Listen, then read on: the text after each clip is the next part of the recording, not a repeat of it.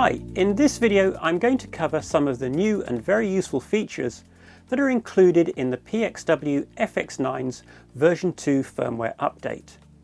One of the key version 2 updates is the ability to output 16-bit RAW via the XDCA FX9.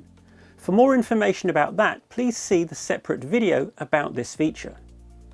The key features I'll cover in this video include touchscreen operation, including the use of touch with the status pages and autofocus. Another autofocus improvement that I'll cover is IAF, and in the second video I'll look at the use of user MLUTs in the Cine EI mode and the camera's new dedicated HDR mode. Some of the other updates worth mentioning before going any further are that it's now possible to record 4K DCI at 4096 by 2160 in full frame 6K, full frame crop 5K and Super 35 4K.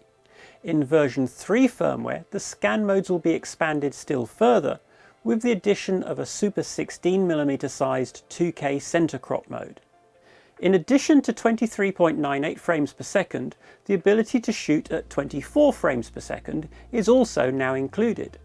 For output and monitoring, SDI1 as well as 12G now supports 6G, and this means that it's now possible to output 10-bit 422 at either 3840 by 2160 or 4096 by 2160 at any base frame rate from 23.98 frames per second to 60 frames per second via SDI. Do note that when outputting DCI 4K or UHD via SDI1, that SDI2, which is 3G only, will be disabled.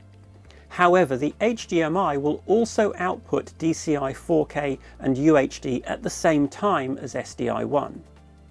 And for shooting in extremely low light, the camera's maximum gain level has been increased in both the high and low base sensitivity modes to plus 27 dB or a highest possible ISO rating of 102,400 ISO. The FX9's LCD viewfinder is touch sensitive, and from version 2 many of the camera's features and functions can now be accessed and changed via the touchscreen and status pages. Press the status button on the side of the camera to bring up the status pages, and if you look at the status items, you'll notice that some have a brighter white border than others. Any setting with a brighter white border can be changed by touching within the box to view a list of options.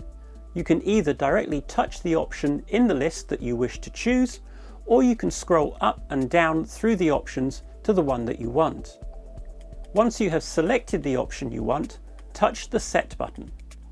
To return to the previous page without changing the settings, simply touch on the currently set option, which is indicated by a white dot to its left.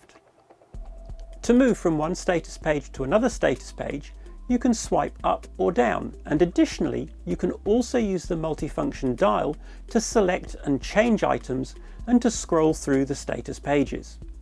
Another area where the touchscreen may be particularly useful is in combination with the camera's autofocus. When using the zone or flexible spot autofocus areas, you can now use the touchscreen to quickly and easily move the focus area. In either mode, the focus zone will be centered on where you touch the screen. The flexible spot function is particularly useful for isolating just one small part of a scene.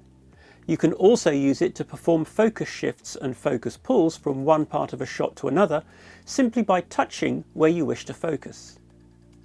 The camera's face detection autofocus functions are further improved from version 2 with the addition of eye autofocus. When using face eye only or face eye priority, when the camera detects a face, it will now prioritize the eyes of the person, ensuring that the focus is on that person's eyes. Once the camera has detected a face, with IAF you will either see a face indication box covering the whole face, or where the camera has successfully recognized the subject's eyes, a much smaller box over one of the eyes, indicating that both the face and eyes are recognized.